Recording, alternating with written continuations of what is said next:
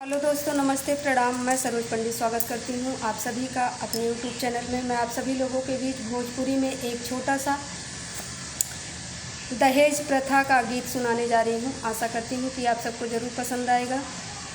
गाना कैसा लगा कमेंट बॉक्स में ज़रूर बताइएगा। जिन्होंने अभी तक मेरा चैनल सब्सक्राइब नहीं किया है तो प्लीज़ आशीर्वाद के रूप में मेरे चैनल को सब्सक्राइब करिएगा। तो चलिए मैं आप लोगों को गीत सुनाती हूँ कि कुछ इस प्रकार से यह गीत है। जनती की जारल जइबू आग में दहेज के, पाप नाही करती बेटी ससुरा में भेज के, पाप नाही करती बेटी।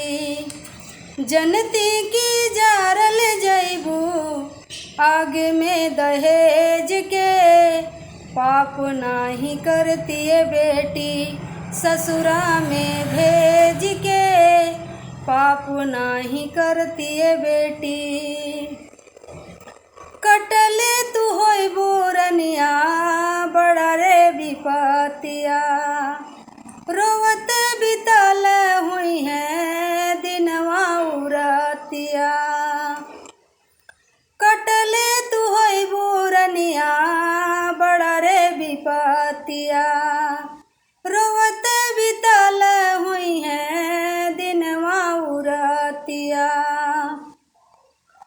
कही के माई कही के कुहकल होइबू दुखवा अंगेज के, माई कही के कुहकल होइबू दुखवा अंगेज के, पाप नाही करती बेटी ससुरा में भेज के, पाप नाही करती बेटी। जनती की जारल जइबू आग में दहेज के, पाप नाही करती बेटी ससुरा में भेज के, पाप नाही करती बेटी।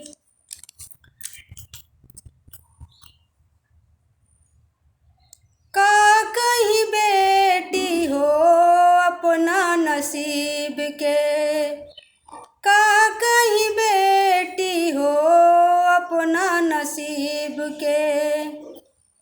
बेटी हो के काहे अइलू घर में गरीब के, का कही बेटी हो अपना नसीब के।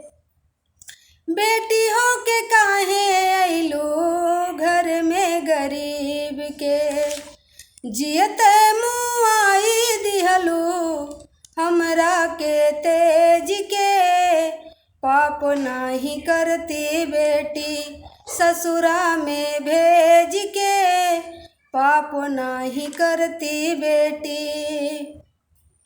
जियत मुआई दिहलू हमरा के तेज के, पाप नाही करती बेटी ससुरा में भेज के, पाप नाही करती बेटी। जनती की जारल जइबू आग में दहेज के, जनती की जारल जइबू आग में दहेज के, पाप नाही करती बेटी ससुरा में भेज के, पाप नाही करती बेटी ससुरा में भेज के, पाप नाही करती बेटी। तो हेलो दोस्तों, यह गीत कैसा लगा कमेंट बॉक्स में ज़रूर बताइएगा। मिलती हूँ किसी नेक्स्ट वीडियो में किसी नए गानों के साथ। तब तक के लिए बाय बाय दोस्तों।